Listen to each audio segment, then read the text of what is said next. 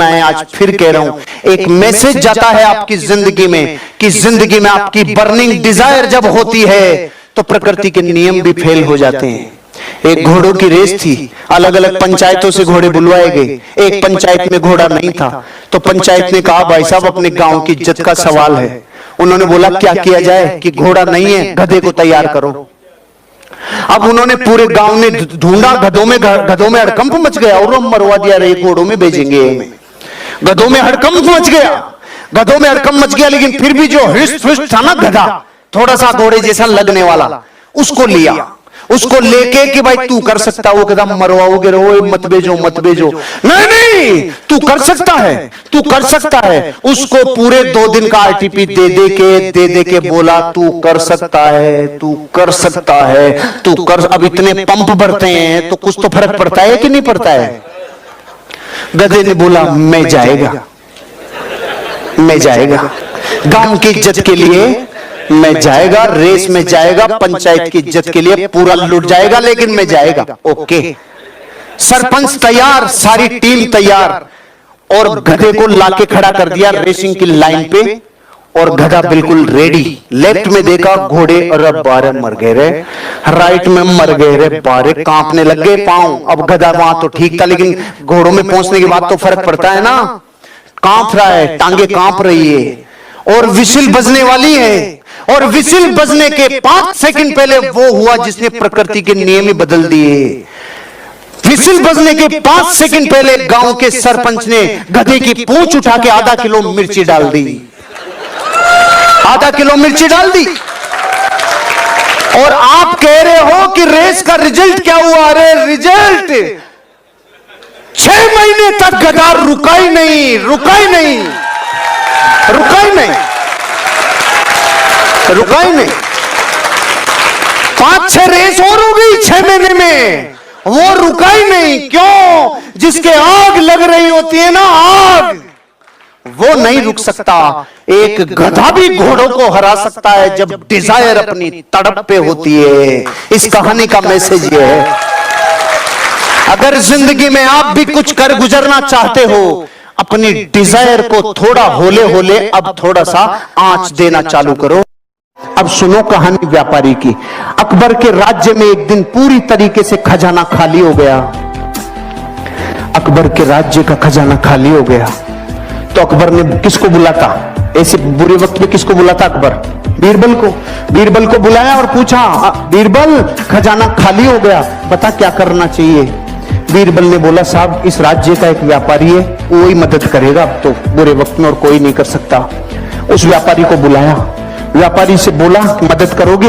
हाँ साहब करूंगा। खजाना खोल दिया व्यापारी ने अपना। पूछा तेरे पास इतना रुपया कहां से आया रे, इतना सामान कहां से आया रे? कि कुछ नहीं साहब, मैं टैक्स को चोरी करना जानता हूं, कैसे कैसे चोरी होता है टैक्स, मैंने आप ही के जितने टैक्स थे ना उन्हीं में से सब बचा बचू के इतना सामान इकट्ठा कर लिया। अकबर का दिमाग खराब हो गया, टैक्स चोरी करता है।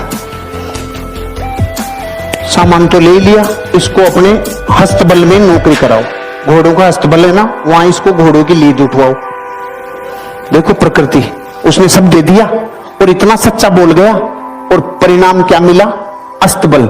किसी को कंप्लेन नहीं, किसी से कुछ नहीं बोला, उसने संभावनाएं खोजना चालू की। अब क्या संभावना है? क्योंकि व्यापारी असली डीएनए होता है ना, व्यापारी वो संभावना खोजता है। अब उसका क्या काम था? घोड़ों की लीद उठाने का काम।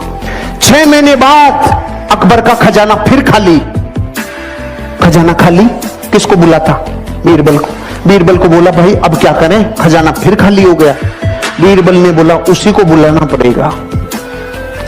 अरे कि उसके पास अब क्या सामान बचा है, वो तो अपने घोड़ों की लीद उठाता है। कि नहीं, वो व्यापारी है, उसको बुलाओ, मदद वही करेगा और कोई कर ही नहीं सकता। उसको वापस बुलाया, भाई खजाना खाली हो गया, कोई मदद कर सकता है? हाँ साहब लो, पहले से ज्यादा लो।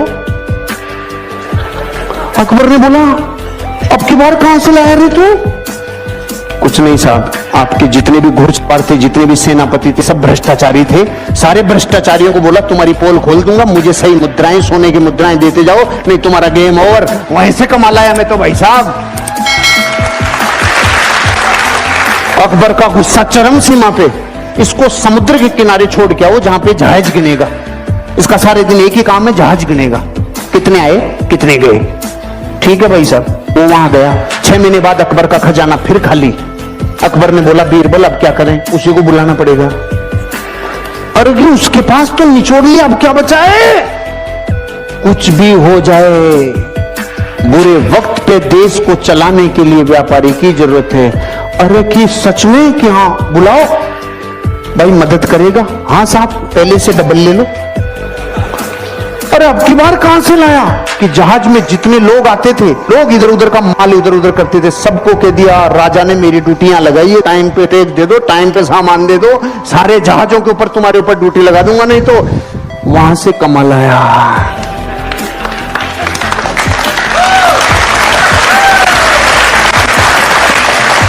अगर मूर्ख होता और डीएनए व्यापारी का नहीं होता तो रोता रे। घोड़ों की लीद में से सामान निकाल लाया, जहाजों को गिनने में से सामान निकाल लाया। इसे कहते हैं धरती का असली व्यापारी, जो इंसान अपनी जिंदगी में संभावनाओं को गोबर में से भी निकाल लाए। और वो हैं करम फूटे धरती के, जिनके पीढ़ियों से कई सामान आ गए लेकिन उसने बत्ती लगा के रख दी।